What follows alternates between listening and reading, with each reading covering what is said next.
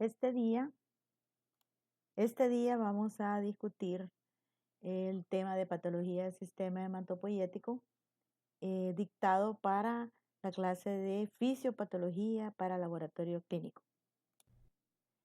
Los objetivos, vamos a ver un poco sobre el origen y desarrollo normal de las células sanguíneas y luego pasaremos a las alteraciones específicas. Esto es lo que nos pide los objetivos del curso que ustedes están llevando. Empezando con el origen del sistema hematopoyético, he revisado recientemente que se ha demostrado que las células madres que se originan a partir de la transición de otras células madre realizan el proceso convirtiéndose de células endoteliales a hematopoyéticas.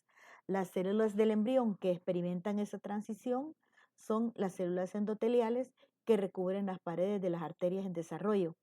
Y pues estas provienen del mesodermo, que están derivadas del saco vitelino. Más o menos hacia el comienzo de la tercera semana de gestación, y las vamos a llamar angioblastos. Ya en los lactantes nacidos a término, la hematopoiesis hepática, recordemos que la hematopoiesis es hepática y se da también en todos los órganos linfoides, pues al momento de nacer en los niños normales la hematopoiesis cae con rapidez y solo persiste en focos pequeños dispersos que se convierten en inactivos poco después del nacimiento.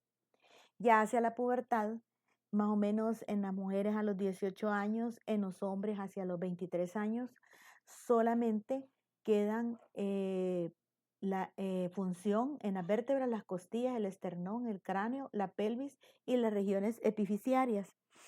Allí es donde vamos a encontrar nosotros médula roja, porque pues, los huesos largos, la mayoría, pues hace su paso a grasa, ¿verdad? Que es una forma inactiva de el tejido hematopoyético en los huesos largos.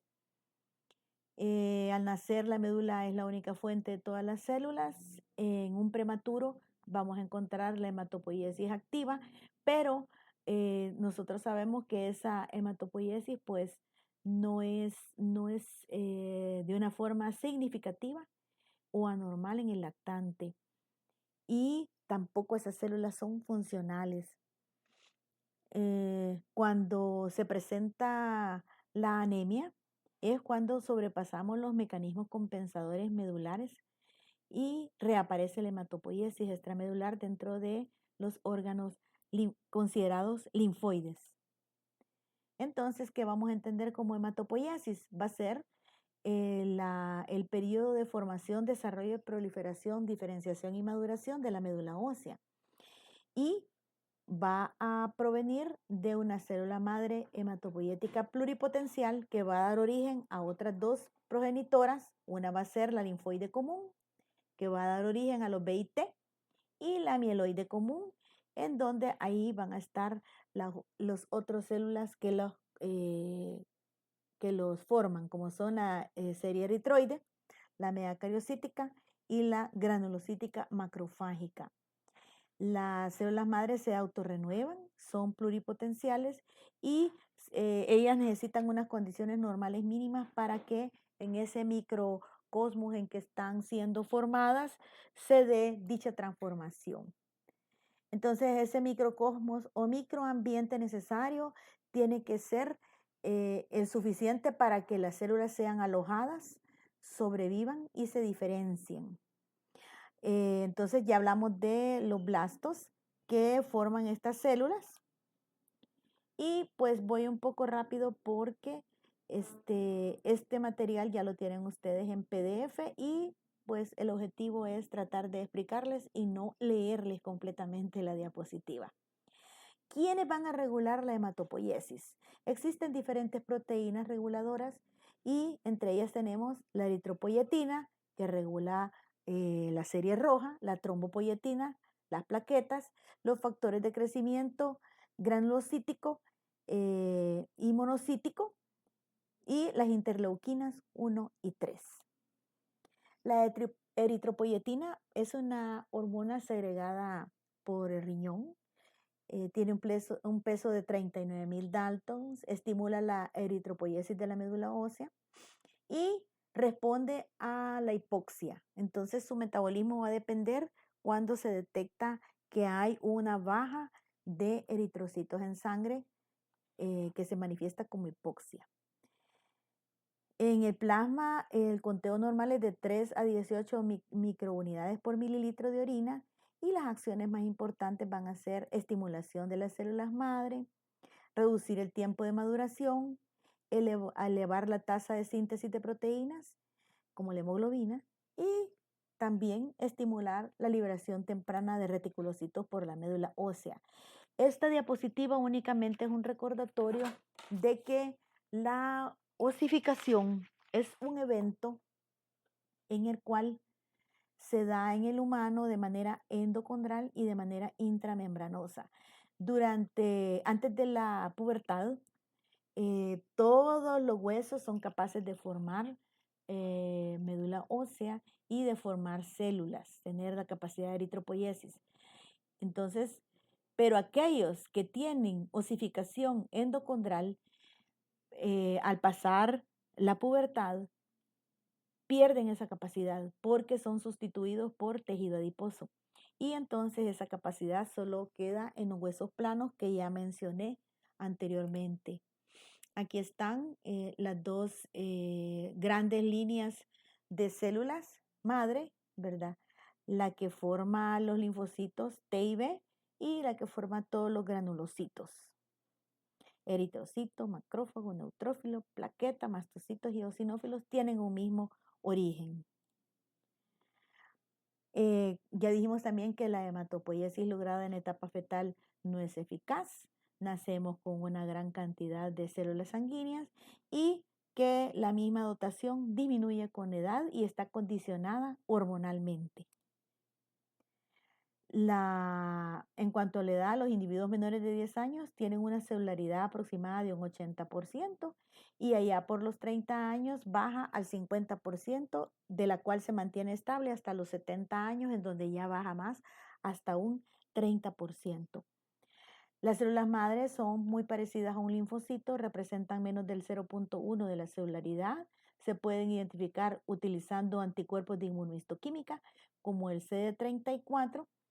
Y la médula ósea normalmente contiene 65% de granulocitos y precursores, 25% de precursores eritroides y 10% de linfocitos, monocitos y precursores.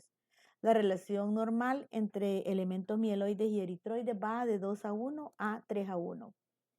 Muchas enfermedades van a ser capaces de alterar la producción de las células sanguíneas, empezando por los tumores primarios de las células hematopoyéticas, alteraciones genéticas, la presencia de infecciones, el efecto de toxinas y las deficiencias nutricionales.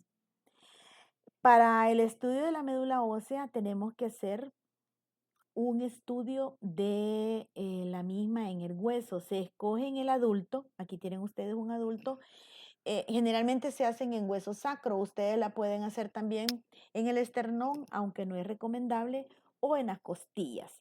Las costillas es muy doloroso, es doloroso en donde sea que la tomen, pero en las costillas es más doloroso. La morfología normal la vamos a estudiar en un aspirado y allí generalmente va a aparecer la sospecha de lo que podemos estar tratando de buscar en la biopsia. En la biopsia tenemos que establecer la proporción de tejido medular y del adiposo y utilizamos el trocar de Hamshidi que tiene esta longitud, aunque depende de las tallas porque hay personas que son pequeñas, entonces el trocar a utilizar, que es este, descartable, tiene que ser más pequeño y existen trocar pediátricos. Entonces aquí están infiltrando porque se pone anestesia, pero aunque pongamos anestesia para la entrada del trocar en el tejido blando, la aspiración ósea es dolorosa. Aquí tienen ustedes el trocar, este es lo que va adentro, el mandril, y se espera obtener por lo menos una muestra de unos 2 centímetros en adulto y de 1 centímetro en niños, pero en niños a veces mandan 1 centímetro y solo mandan cartílago. Entonces tiene que ser 1 centímetro de hueso axial. Ya dijimos que en el esternón no se hacen porque el esternón se puede quebrar, romper y lesionamos el corazón, provocando una tamponada cardíaca y la muerte del paciente. Aquí están poniendo la anestesia, aquí está la introducción del trocar, como ustedes pueden ver, es como una cuchilla grande, ¿verdad? Y se mete con rotación y aquí tienen ustedes, miren, aquí se ve la grasita y el fragmento de hueso, es una buena muestra. Se manda para estudio, también se hace aspiración y en aspiración pueden hacer su frotis, diferentes frotis con tinción de Paz, con tinción de Giemsa. Y aquí tienen ustedes la biopsia de médula ósea, en donde estas rosadas son las espículas óseas y esto que ve en medio es el tejido hematopoyético. ¿Qué se evalúa?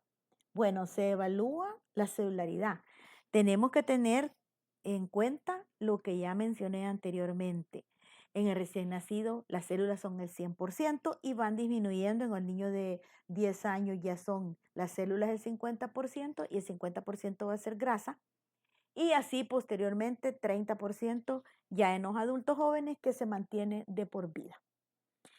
Tenemos que ver la celularidad, la relación mieloide-eritroide, ya dijimos que es de 2 a 3 o de 3 a 1. Si hay maduración de ambas series, verificar el porcentaje de estas células, eosinófilos, basófilos y células cebadas, el número de megacariocitos, presencia de otras células, anormalidades del estroma, contenido de hemosiderina, anormalidades de los vasos sanguíneos y anormalidades óseas. Todo esto se puede hacer también en el coágulo o frotis de aspirado de médula ósea. En el reporte completo de la biopsia se reporta la celularidad en porcentaje, la presencia de precursores, ¿verdad? Decir si hay maduración, porque es cuando no hay maduración tenemos que establecer cuál es el porcentaje de blastos o si la maduración es respuesta ante un fenómeno que es una anemia megaloblástica, que se traduce como cambios megaloblásticos. Aquí dice claramente que si ya hay blastos más del 30%, ya podemos hablar de leucemia y en sangre periférica no tienen que existir blastos. También tenemos que establecer en la médula ósea, en el aspirado y en la biopsia la presencia de megacariocitos. Porque si tenemos megacariocitos, probablemente no hay un fenómeno maligno. ¿Por qué? Porque la serie mieloide megacariocítica es la más sensible a la infiltración leucémica y a la infiltración maligna. Por eso los pacientes a veces cuando tienen tomada la médula ósea responden con hemorragia, porque la serie megacariocítica se viene y los cambios megaloblásticos. Bueno, hay que reportar los blastos y las anormalidades. ¿Cuándo vamos a hacer una biopsia? Pues lo vamos a hacer. Generalmente a veces hay pacientes que tienen problemas sanguíneos crónicos o están en sospecha de algún tipo de cáncer. Entonces, es una forma de decir si hay células malignas en la médula ósea, el paciente es estadio 4. ¿Verdad? Es un estadio avanzado de enfermedad y por eso es importante determinar si existen o no existen presencia de células malignas o extrañas en la médula ósea. La otra cosa es en aquellos pacientes con fiebre de origen por determinar, que son pacientes que tienen más de 21 días de estar con fiebre y no se sabe qué tiene, hay que hacer un hemocultivo, un mielocultivo. ¿Cuáles tinciones hay que hacer? Pues Giemsa, Wright, Paz, hematorcina eosina, Sudán negro, y Sudán 4 y Sil-Nielsen. También se puede pedir mieloperoxidasa y CD34. Aquí tienen ustedes una tinción de Sil-Nielsen en una biopsia de médula ósea, ven el tejido hematopoyético y ven los numerosos bacilos de tuberculosis. La función de los hematíes es transportar oxígeno a los tejidos periféricos y esa capacidad se puede ver reducida como resultado de una deficiencia de hematíes y lo que vamos a conocer como anemia. Esta anemia es la reducción por debajo de los límites normales de la masa eritrocitaria total circulante y en la práctica habitual la anemia es cuando ha reducido el volumen de hematíes concentrados. Si hay contracción o expansión del volumen, puede dar una falsa idea. Por ejemplo, si un paciente debuta con diarrea y tiene deshidratación, puede aparecer hemo concentrado o por el contrario, un paciente que está reteniendo los líquidos puede dar una falsa idea de que está anémico. Las características de los hematíes que proporcionan indicios etiológicos de anemia tienen que estar referidas a su tamaño, el grado de hemoglobinización, ¿verdad?, dado por el color y otros parámetros como la forma. Estos son subjetivos. Afortunadamente ahora muchos laboratorios que estudian esto son automatizados, entonces esto se le puede programar a la máquina. También los índices, todos estos índices ayudan a establecer el aspecto de la anemia, ¿verdad? Por ejemplo, el volumen celular medio. Eso es de una célula roja y va a estar expresado en femtolitros. Una por una las células son evaluadas por la máquina y nos van a dar una idea del volumen celular. Si este volumen celular está bajo, el paciente tiene anemia, así como la hemoglobina celular media. Y las concentraciones de hemoglobina celular y de hematíes. Los valores de referencia dependen, varían entre hombres y mujeres. La hemoglobina de los hombres anda entre 13.6 a 17.2, depende del laboratorio, de los rangos del laboratorio, entonces esto puede variar, pero tienden a ser casi lo mismo, al igual que los otros valores que aquí están expresados, que no se los voy a leer. La hemoglobina, pues es la proteína que existe en el interior de los glóbulos rojos y que transporta el oxígeno. Entonces, recordemos que tiene una porción globina y una porción hemo y que se satura de manera a través de una curva que es elíptica, que no es una curva, o sea que la saturación de oxígeno tiende a ser menos efectiva que, por ejemplo, la carboxihemoglobina, que se adhiere fuertemente y de manera ya no en curva, sino que dando una línea recta, ¿verdad? En donde la traduce esto que la saturación es más efectiva. ¿Cómo vamos a clasificar las anemias? El libro de texto les establece una clasificación, la cual va a ser dada porque depende de si hay pérdida de sangre, le vamos a llamar aguda o crónica. Si le dan un balazo es aguda y si tiene parásitos o tiene cáncer o alguna razón por la que está sangrando, le vamos a llamar crónica. Si hay una destrucción de los eritrocitos aumentada, pues se dan las anemias hemolíticas. Y si hay alteraciones en la producción, pues vamos a tener aquellas en donde hay daño a la célula madre, anemia plásica,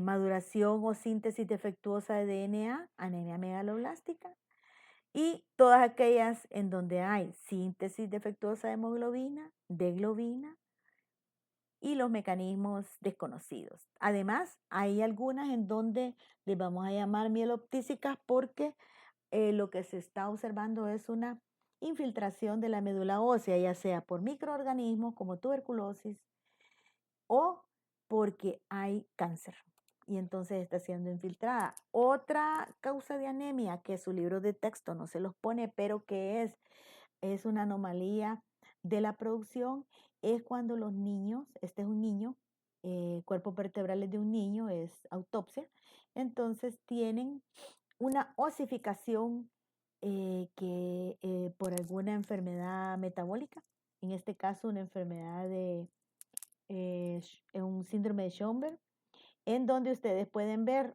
una médula ósea de un niño normal con pulpa roja y esta médula ósea en donde la pulpa roja, la médula ósea roja, es sustituida por hueso, ¿verdad? Entonces, ustedes lo ven hasta más grueso, ¿verdad? Y este es completamente diferente.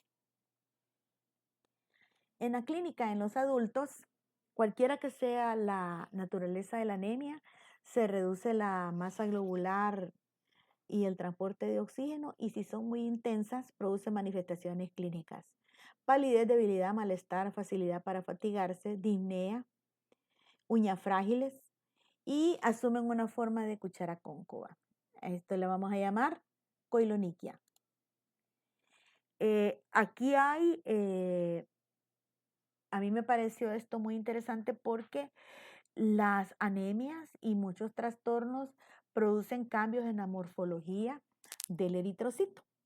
Entonces, tienen que aprender ustedes la nomenclatura. Me explicaba la profesora coordinadora del curso que esto lo van a ver ustedes más detenidamente en lo que se refiere a la clase, el curso de hematología que ustedes reciben, pero que aquí es interesante que ustedes ya sepan que la presencia de algunas células de diferentes morfologías van a desencadenar y van a aparecer en ciertos tipos específicos de cuadros hematológicos. Por ejemplo, los acantocitos, ¿verdad? Donde vemos estos eritrocitos espinosos con espuelas o espiculados, entonces ya pueden pensar en anemia hemolítica microangiopática, hepatopatía alcohólica o acantocitosis hereditaria y a beta lipoproteinemia y así cada una de estas cambios descritos. A mí lo que se me ocurrió es que tengo una publicación de una institución en España en la cual describe uno por uno estos cuadros y la imagen es más bonita que esta que yo les presento porque por cuestiones de la clase no me voy a dedicar yo a explicarles todo esto, pero es lo que se refiere al curso de ustedes y sería recomendable que lo revisaran, no para evaluación, sino que para aprendizaje.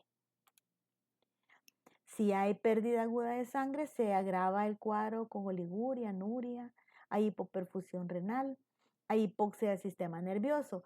Aquí tengo estos estudiantes dormidos, ¿verdad? Entonces, muchas veces los estudiantes se alimentan mal, están cansados a media clase, están en un turno, ¿verdad? Están dormidos en los turnos. Y si ha habido pérdida de sangre y la hemorragia, por ejemplo, aquí es una herida de corazón, el paciente está vivo, lo están interviniendo. Entonces, si el paciente ha sufrido una herida por arma de fuego y la pérdida de sangre es inmensa y sale vivo, entonces esa pérdida de volumen lo puede conducir a colapso cardiovascular, choque y muerte. Si el paciente sobrevive, recuerden que lo que se hace en una emergencia es que uno les pone líquidos como el Harman, ¿verdad? Que llevan muchos electrolitos que van a mantener la presión, pero eso va a resultar en hemodilución. El paciente va a necesitar sangre y sangre completa, ¿verdad? Posteriormente que hemos resuelto el problema en la unidad de emergencia o en cuidados intensivos, se va a presentar que como disminuye la oxigenación de las células glioblastoglomerulares renales, entonces va a salir una producción aumentada de eritropoyetina y eso va a hacer que los glóbulos rojos empiecen a ser, la célula madre empiece a ser activada. Y más o menos en 5 días se va a esperar que se dé la reactivación de reticulocitos para que se recupere este paciente. El hierro de la hemoglobina también tiene que ser recuperado y pues si hay mucha pérdida de hierro y posible ferropenia, pues va a ser difícil la restauración de cifras normales, por lo que el paciente va a tener necesidad de ser tratado con hierro. Pregunta de examen: el cambio más temprano que ocurre en sangre periférica inmediatamente después de que un paciente sangra de manera aguda es la leucocitosis. Las causas de hemorragia crónica, como ya las mencioné, desnutrición, estados de malabsorción, pueden ser parásitos también. De las anemias hemolíticas vamos a hablar poco. ¿Por qué? Porque lo más importante es que sepamos que hay destrucción prematura de los eritrocitos, elevación de concentraciones de eritropoyetina y acumulación de los productos de degradación de la hemoglobina. En la inmensa mayoría, la destrucción también ocurre dentro de los fagocitos. Podemos tener hemólisis extravascular y hemólisis intravascular. En la extravascular se deben normalmente a alteraciones que hacen que el eritrocito sea menos deformable.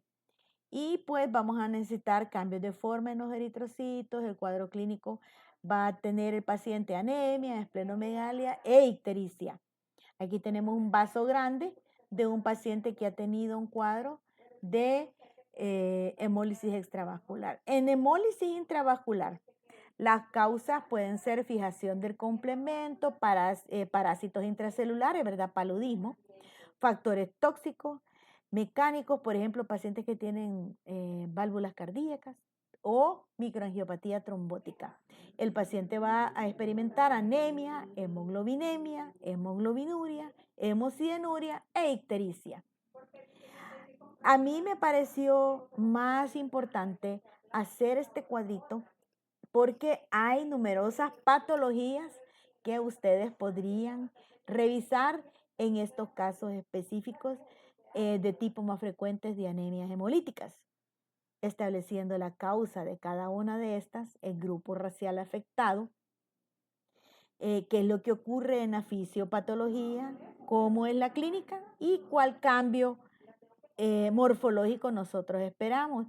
Le llamo la atención en las talasemias que el cráneo y los huesos toman el aspecto peludo, o sea que hay una calcificación anormal de los huesos, ¿verdad? Y se da este aspecto. Lo demás, pues aquí están drepanocitosis, pues hay células drepanocíticas. En deficiencia de glucosa 6-fosfato deshidrogenasa hay presencia de dogmacitos y en esferocitosis hereditaria hay esferocitos. Cuando disminuye la eritropoiesis, estas anemias se deben con frecuencia a deficiencias de nutrientes. Aquí están deficiencia de vitamina B12, de folatos y de hierro. La anemia megaloblástica es un grupo de entidades que tienen en común un trastorno en la síntesis de DNA y cambios morfológicos distintivos en sangre y médula. Como su nombre lo indica, los precursores son grandes anormalmente debido a defectos de maduración y división celular. No se conoce bien qué ocasiona estos cambios y la vitamina B12, como el folato, son sustancias coenzimas necesarias para la síntesis de timidina, que es una de las 4 bases presentes en el DNA. Las causas, cuando es por deficiencia de vitamina B12, es cuando hay disminución de la ingesta. Por ejemplo, hay vegetarianos que no consumen, veganos puros que no consumen B12, ¿verdad? Ya vamos a ver dónde está la mayor parte de estas. Y lo otro es la absorción alterada. Deficiencia de factor intrínseco que se encuentra en el estómago y el ilion, anemia perniciosa, mala absorción, enfermedad intestinal difusa, recesión ileal, ileitis, presencia de parásitos, tenia de pescado, aumento de población de bacterias en asas ciegas y divertículos. También la deficiencia de vitamina B12 se puede presentar cuando hay requerimiento aumentado, embarazo, hipertiroidismo y cáncer. En la deficiencia de ácido fólico tenemos que se puede presentar en los alcohólicos o en las mujeres, se da en las madres, madres que están muy jóvenes y cuando las mujeres están en periodo de lactancia. Entonces tienen ellas que estar siempre tomando el ácido fólico. Yo diría que toda mujer en edad fértil debería de estar tomando ácido fólico. Algunos trastornos de la absorción, como malabsorción, enfermedad intestinal, algunos anticonvulsivantes y algunos anticonceptivos orales pueden provocar deficiencia de ácido fólico. Pacientes con hemodiálisis, aumento de necesidades, niños pequeños, madres, como ya les dije, que están muy jóvenes, ¿verdad? Adolescentes, necesitan tomar ácido fólico y embarazadas, ¿verdad? O lactantes. Y en ancianos tienen que tomar ácido fólico. O en los pacientes con cáncer les dan ácido fólico porque utilizan antagonistas del ácido fólico. Muchas quimioterapias son antagonistas del ácido fólico. De ahí, otra cosa, falta de respuesta al tratamiento con cualquiera de los dos. La deficiencia de vitamina B12 se llama anemia megaloblástica porque los glóbulos rojos van a ser grandes y de gran tamaño. En la anemia megaloblástica hay problemas neurológicos cuando hay deficiencia por vitamina B12. Cuando hay déficit de folato, eso no aparece. Y pues hay que consumir de 50 a 200 miligramos de ácido fólico y buscar en la dieta, ¿verdad? ¿Cuáles van a ser alimentos ricos en ácido, ricos en ácido fólico?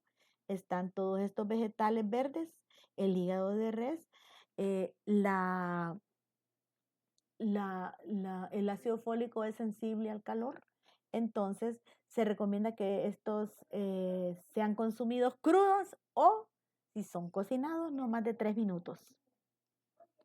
Dietas inadecuadas, ¿verdad? Ancianos, indigentes y alcohólicos. Y entonces vamos a tener que la anemia megaloblástica va a ser indistinguible.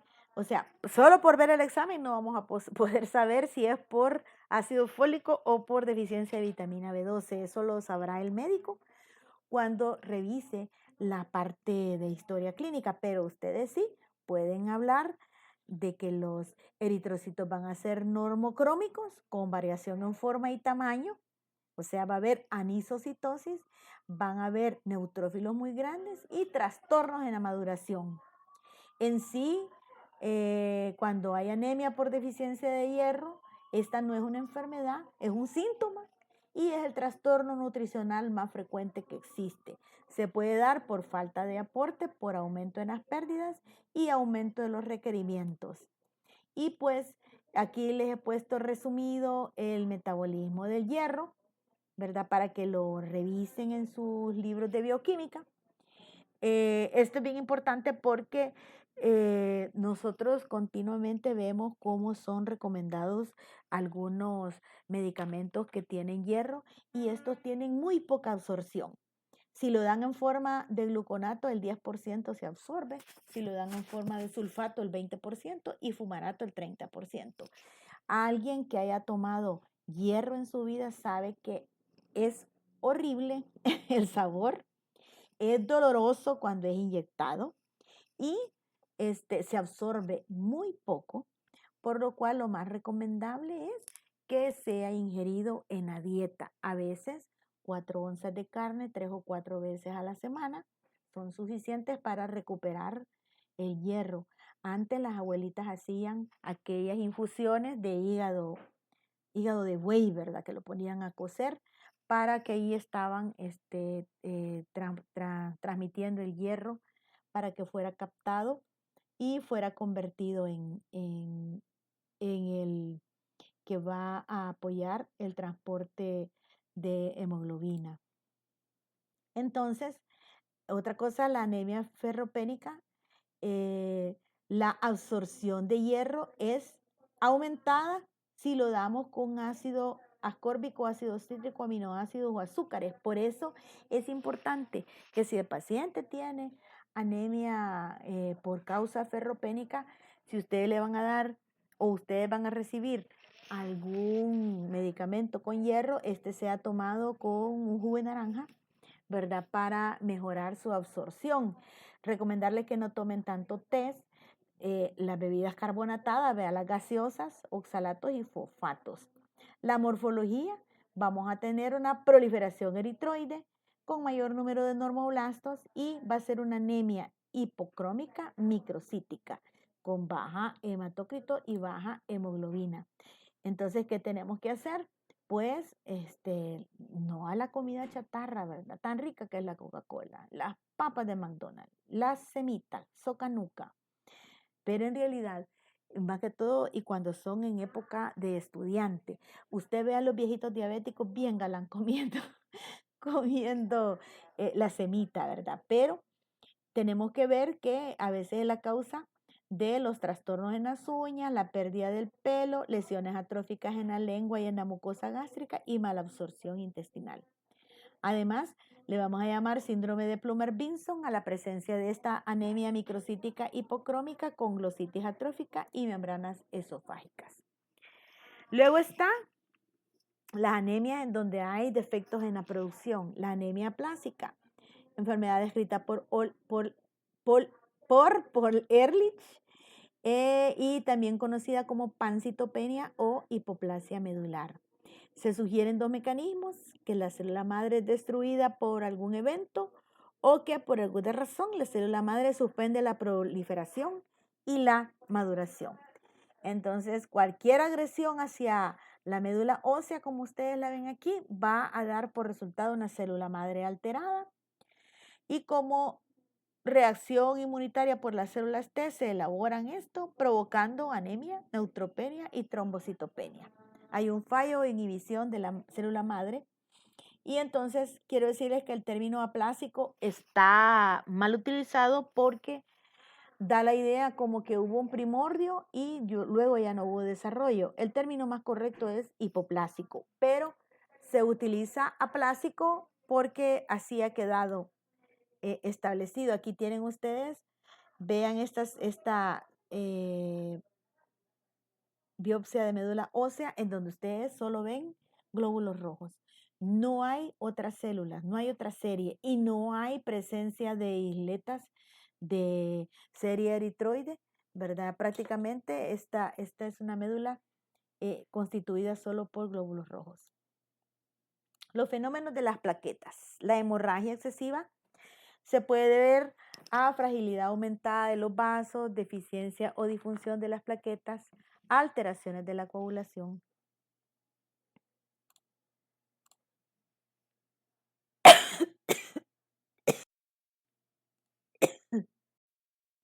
Continuando con el tema, van a disculpar que suspendí, pero necesitaba tomar un poco de agua. Entonces, vamos a hablar un poco sobre la patología de las plaquetas. Las plaquetas, la ausencia de plaquetas puede provocar hemorragia. Las hemorragias en general se pueden deber a fragilidad aumentada de los vasos, deficiencia o disfunción de las plaquetas, alteraciones de la coagulación o una combinación de todos estos factores. Para estudiar las hemorragias tenemos que saber el tiempo de hemorragia, ver el recuento de plaquetas en los rangos normales, estudiar el tiempo de protrombina, que a través de este examen verificamos la vía extrínseca y la vía común de la coagulación, y también el tiempo de tromboplastina parcial, que estudia la vía intrínseca y la vía común de la coagulación. Los trastornos hemorrágicos por alteraciones de la pared vascular pueden deberse a infecciones, reacciones a fármacos, escorbuto, síndrome de Ehlers-Danlos, púrpura de Henoch, telangiectasia hemorrágica hereditaria o infiltración amiloide de los vasos sanguíneos. Cuando vemos los trastornos hemorrágicos por disminución del número de plaquetas, vamos a hablar de trombocitopenia. La trombocitopenia es causa importante de hemorragia y el recuento menor de 100.000 plaquetas por microlitro, es una trombocitopenia. Si cae por debajo de 20.000 plaquetas, aparecen las hemorragias. Pueden ser debidas a una menor producción de plaquetas, menor supervivencia de las plaquetas, secuestro de plaquetas o por dilución. Existe un cuadro hoy que está de moda, los procesos de coagulación debido a problemas con las plaquetas en pacientes que han sido sometidos a vacunación por algunas vacunas, ¿verdad? La Johnson provoca este cuadro y también la vacuna AstraZeneca, que son vacunas utilizadas para el coronavirus actual. La púrpura trombocitopénica idiopática ocurre en el contexto de una variedad de procesos y exposiciones. Puede ser secundaria, primaria o idiopática, aguda o crónica. Ambos procesos, los mecanismos de destrucción de plaquetas en los primarios va a ser mediado por mecanismos autoinmunes. Y pues aquí va a ser, miren, lupus eritematoso, VIH, infecciones virales, o sea que no es una complicación que se le puede atribuir solo al COVID, sino que se le atribuye a otro virus. Y complicaciones por tratamiento farmacológico. En resumen, aquí tenemos un cuadro de todas las trombocitopenias. Aquí están los tipos, los mecanismos de lo que lo causa, los mecanismos de destrucción, un resumen de la clínica y las complicaciones graves.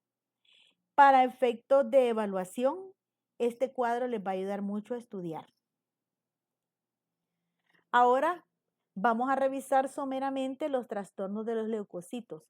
Estos se clasifican en dos categorías generales: proliferativos y leucopenias.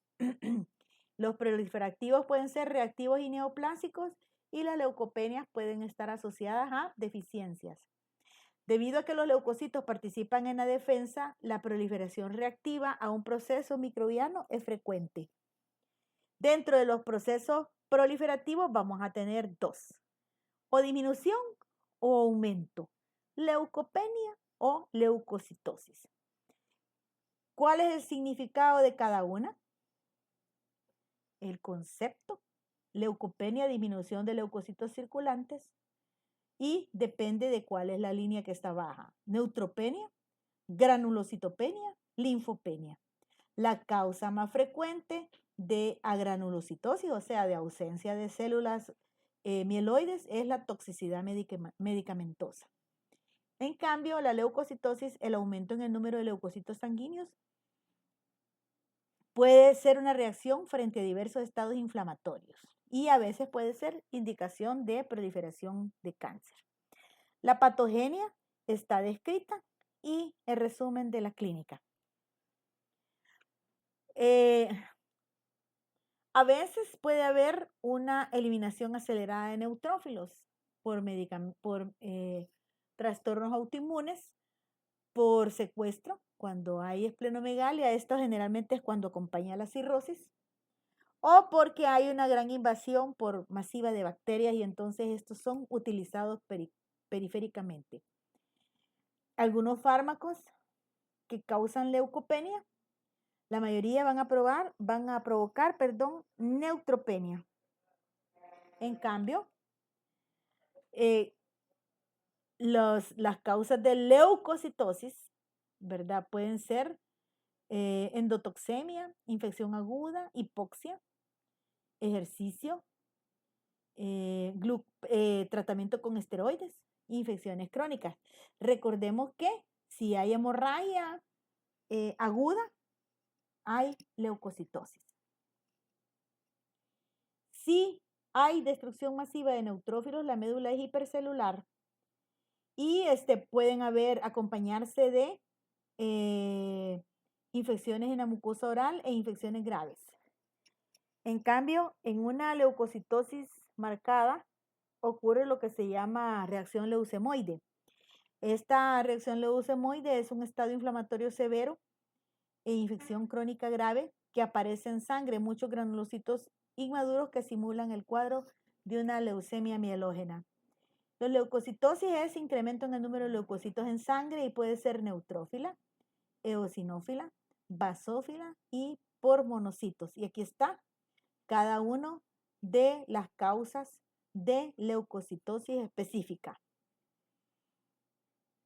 Las infecciones y otros estados inflamatorios son capaces de causar no solo leucocitosis, sino que también afecta a los ganglios. Entonces hay leucocitosis y linfadenitis. Y por ejemplo, aquí tienen ustedes infecciones, por ejemplo, este es paludismo, ven el plasmodium parasitando el eritrocito Y aquí hay presencia de leishmaniasis parasitando un macrófago y bastantes linfocitos alrededor. Y aquí hay también leishmaniasis con las promastigotas parasitando el macrófago con algunos linfocitos a su alrededor. Si hay un aumento del ganglio linfático, este merece ser estudiado. Por eso les escribo allí cuáles son las indicaciones o cuáles son las especificaciones para tomar una biopsia de ganglio linfático. Se recomienda que los ganglios deben ser estudiados cuando tienen cierto tiempo de estar aumentados de tamaño y cuando los mismos experimentan, de repente estaban pequeños y de repente empiezan a crecer. Los ganglios occipitales posteriores son normales que permanezcan grandes hasta en 1 centímetro y no es recomendable estudiarlos. Aunque si aumentan de tamaño, pues deben ser estudiados. Antes de hacer el estudio de biopsia, el paciente tiene que haberse historiado, tener un hemograma, pedirle reticulocitos, plaquetas, un frotis de sangre periférica, una eritrosedimentación, una proteína C reactiva, una prueba de Mantoux y una radiografía de tórax. También cuando se hace la toma del ganglio, el cirujano puede aprovechar y tomar una muestra de tejido y enviar el tejido a microbiología de manera estéril, sin fijación, para que allá en microbiología le hagan los cultivos necesarios. Y si ustedes tienen un ganglio inguinal aumentado de tamaño, no se recomienda biopsiarlo a menos que sea grande. ¿Por qué? Porque los ganglios inguinales reciben el regreso de toda la linfa, de toda la circulación. Entonces pueden estar aumentados de tamaño. Se le dice al cirujano que no pellizque el tejido, que no lo arranque por pedazos, ¿verdad? Sino que haga una decisión quirúrgica anatómica adecuada, que no envíe tejido necrótico y que debe utilizar formalina buferizada. Los ganglios que están afectados por una infección aumentan de tamaño debido a la infiltración y al edema y distienden la cápsula y pueden ser muy dolorosos. Se forma un absceso extenso y la piel alrededor se enrojece. Aquí está cómo debería ser el ganglio y los fragmentos, cómo se mandan, porque en otros países hacen molecular, mandan biopsia patología, mandan cultivos y entonces mandan citometría de flujo, sirven para otros estudios. Aquí tienen ustedes, vean este ganglio qué bonito, de un linfoma, cómo lo han quitado. Aquí están los fragmentos para estudio y la morfología histológica normal del ganglio con su cápsula, los centros germinales en donde se originan los linfocitos B. Y entonces aquí está la corteza, aquí está la médula y en las zonas del folículo linfoide, ahí se forman los linfocitos B y crecen hacia la periferia. Y en las zonas paracorticales se mantienen los linfocitos T. La linfadenitis aguda inespecífica son cambios que ocurren estimulados por agentes microbianos, desechos celulares o cuerpos extraños que penetran en una herida o en la circulación. La inflamación aguda de los ganglios es por el drenaje de los microorganismos y generalmente van a ocurrir en la región cervical, también acompañando a las infecciones dentales o amigdalares, axilares o inguinales. La linfadenitis crónica, la anterior era aguda, esta es crónica, son ya reacciones de los ganglios que adoptan 3 formas: hiperplasia folicular, hiperplasia linfoide paracortical e histiocytosis sinusal. Aquí tienen un ejemplo de linfadenitis aguda supurada. Estos son ganglios que han sido quitados de la región ileal y entonces se ven estos fragmentos, los ven aquí, nodulares, que son hiperplásicos. Las enfermedades de los ganglios pueden ser también cáncer. Existen aquellas infecciones aquellas neoplasias que ocurren específicamente en los leucocitos. y los vamos a llamar linfoides, mieloides e histiocytosis. Entonces, las neoplasias linfoides, el fenotipo de la célula neoplásica se parece mucho a la de un determinado estadio de la diferenciación normal de los linfocitos, y las mieloides están originadas en las células madres hematopoyéticas y dan lugar a células de estirpe mieloide, eritroide, granulocítica o trombocítica. Y se conocen 3 grupos: mieloide aguda, síndromes mielodisplásicos y síndromes mieloproliferativos crónicos. Recordemos que ustedes no van a ser estudiantes de medicina en este momento ni patólogos. Entonces, tienen que reconocer nada más la generalidad. Y la histiocytosis, pues son lesiones proliferativas de los histocitos, son neoplasias raras, parecen linfoma y como se dan en órganos linfoides o ganglios, siempre deben ser estudiados. ¿Cuáles son los factores que inciden en la formación de las neoplasias de los leucocitos? Generalmente se describen translocaciones cromosómicas, unas que son propias y otras son adquiridas, factores genéticos y hereditarios, pacientes que tengan inestabilidad del genoma, síndrome de Bloom, anemia de Fanconi, ataxia telangiectasia, síndrome de Down y neurofibromatosis tipo 1, van a ser pacientes que pueden tener tendencia a presentar una neoplasia leucocitaria. 3 virus van a estar involucrados como agentes causales de leucemia: el virus HTLV1, que causa virus de la leucemia de células T humanas, el virus del Epstein-Barr, que causa el linfoma de Burkitt, y el virus herpes del sarcoma de Kaposi o herpes virus humano 8. Este virus fue descrito por primera vez en los pacientes que adolecían VIH. También se ha considerado que la estimulación inmunitaria crónica puede provocar la presencia o que se forme un linfoma. Por ejemplo, en pacientes que tienen Helicobacter pylori forman linfomas de células B gástricos. Pacientes con enteropatía por sensibilidad al gluten forman linfomas de células T intestinales. Los que tienen infecciones por VIH también pueden dar lugar a linfomas de células B. Otros factores como pacientes que han recibido radio o quimioterapia pueden formar linfomas. La importancia del tabaquismo. La incidencia de leucemia mieloide aguda aumenta 1, 2 y 3 veces, aquí está mal, perdón, en los fumadores, porque se expone a carcinogénicos como el benceno que contiene el humo del tabaco. Por concepto, la leucemia va a ser un grupo de enfermedades de la médula ósea que implica un aumento incontrolado de glóbulos blancos, leucocitos. Recordemos que una cosa es leucemia, otra cosa es reacción leucemoide. La reacción leucemoide, hay presencia de leucocitos, pero estos han respondido ante una situación determinada. En cambio, en las aumento de leucocitos debido a un proceso maligno como la leucemia, aquí en este caso los leucocitos que vamos a estar viendo van a ser representados por blastos. El término leucemia se usa para las neoplasias que se presentan con una afectación extensa de la médula ósea y normal. No siempre van a aparecer en sangre periférica. Las podemos clasificar en agudas y crónicas, linfoides y mieloides.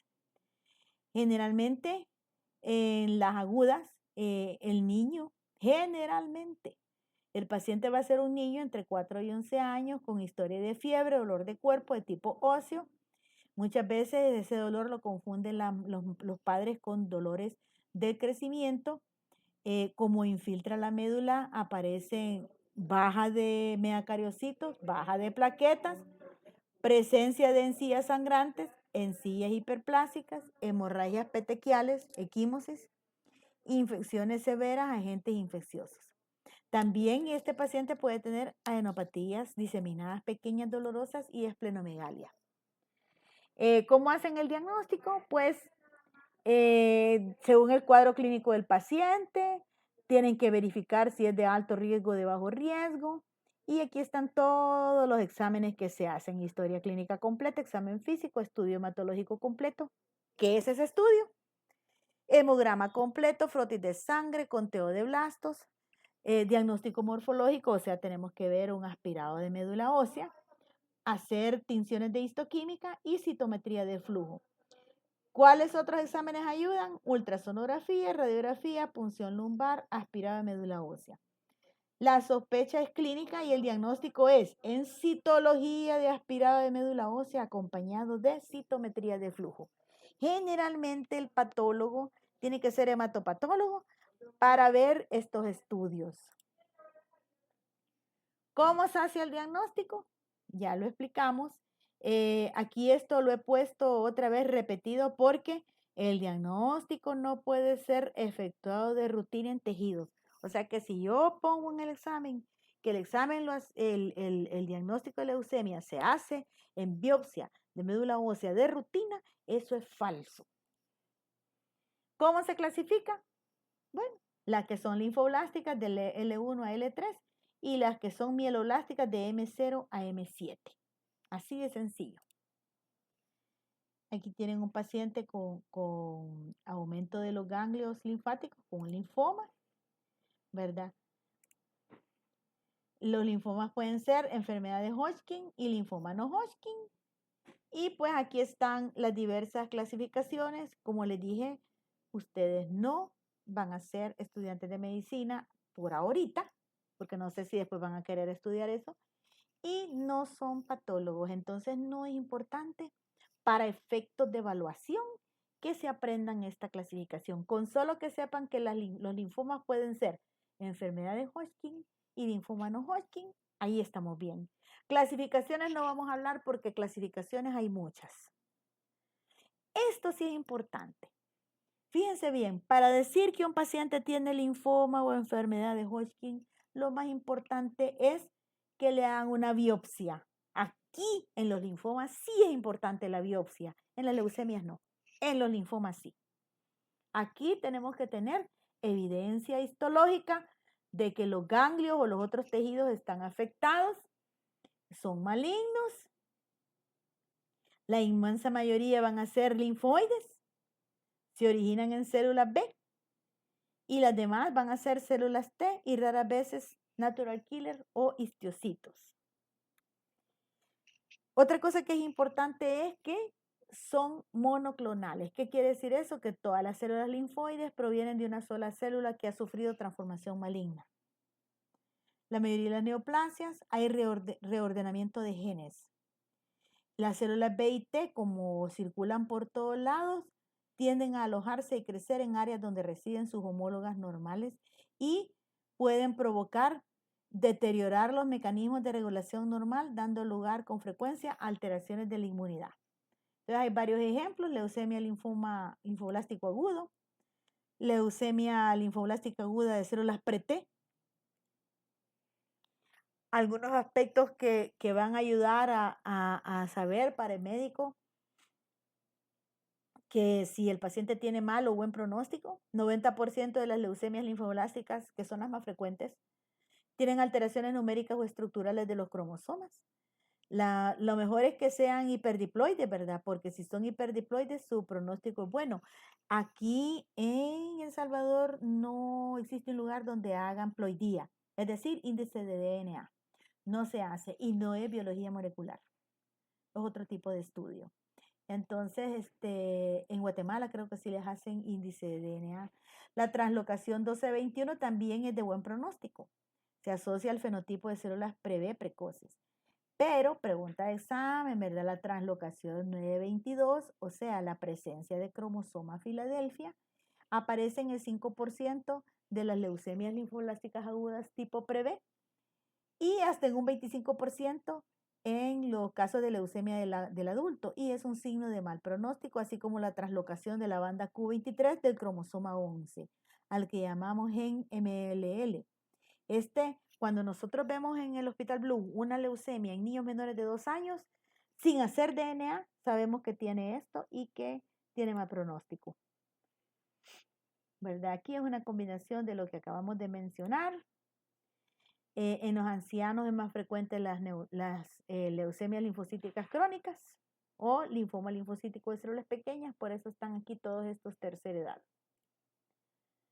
Hay un linfoma difuso de células B grandes y hay linfoma de Burkitt. Este es importante porque está involucrado el virus del Epstein-Barr. Existe la variante africana que es endémica, esporádica que no es endémica y los VIH que son agresivos. Es un linfoma de células B. En la morfología del linfoma de Burkitt, los linfocitos malignos son vacuolados y parece que uno estuviera viendo el cielo con estrellas. Aquí tienen ustedes el médico viendo el cielo estrellado y aquí están al microscopio. Y son, como ustedes ven, afectan la cara en el anillo de Valdeir en la forma endémica. Pero también la forma esporádica puede, o no endémica, puede dar masas abdominales, región iliocecal, peritoneo y gónadas. Es muy frecuente en los testículos y en los ovarios. Aquí tienen, por ejemplo, en el ilium, esta es una gran masa, un linfoma de Burkitt. Está en la válvula iliocecal. Por último, las neoplasias de células plasmáticas y entidades afines. Se refiere a aquel grupo de neoplasias de células B totalmente diferenciadas que se caracterizan por la proliferación de un solo clon de células plasmáticas, secretoras de inmunoglobulinas, lo que se acompaña de elevación en el suero de una sola clase de inmunoglobulinas o de sus fragmentos. Son conocidas como gamapatías monoclonales y las entidades conocidas son el mieloma múltiple, el plasmocitoma solitario, la gamapatía monoclonal de trascendencia indeterminada, la macroglobulinemia de Waldenström y la enfermedad de las cadenas pesadas, así como la amiloidosis primaria. El mieloma múltiple es una neoplasia que afecta los huesos, más frecuente en hombres, ya en hombres adultos, o sea, esto no lo vamos a ver en jóvenes de 30 a 40 años, sino que de 45 años para arriba. Y la sobrevida depende de la presencia de la acción de la interleucina 6 y de la presencia del virus herpes 8. Es una neoplasia que destruye el hueso y puede tener alteraciones también cariotípicas. ¿Qué huesos va a afectar? Más frecuentemente la columna, las costillas, el cráneo. Si ustedes se fijaron en la imagen, teníamos aquí un cráneo con estos hoyitos. Este es el hueso comido por la presencia de la neoplasia. Y hay ciertos estudios característicos que se pueden hacer, como verificar la presencia de la proteína de Bence-Jones en orina, que aparece en el 60 al 70% de pacientes. Aquí observen las lesiones en sacabocado que ya describí, y si la creatinina aparece afectada, recuerden que es porque se están formando los cilindros hialinos proteínicos que pueden provocar en el riñón calcificación metastásica, pielonefritis y depósito de amiloide. ¿Verdad? Aquí está expresado en forma de pregunta que les va a apoyar para efectos de evaluación. Como les dije, a mí para efectos de evaluación me interesa mucho que sean muy generales. Por ejemplo, si yo preguntara de leucemias y linfomas, ¿cuáles son los más frecuentes? Pues vamos a saber que son los de células B, más frecuentes que los de células T. En ambos, 85% B y un 10-15% de células T. Entonces, ¿qué son los más frecuentes? El mieloma múltiple es una neoplasia de células B madura. Entonces, y aquí lo importante es que las células plasmáticas que forman inmunoglobulinas van a estar involucradas y afectan riñón. Cuando hablamos de leucemia linfoblástica aguda, ¿se acuerdan que les puse el niño? Es porque es más frecuente en niños. Y la leucemia linfoblástica aguda más frecuente es la de células B, más que la de células T.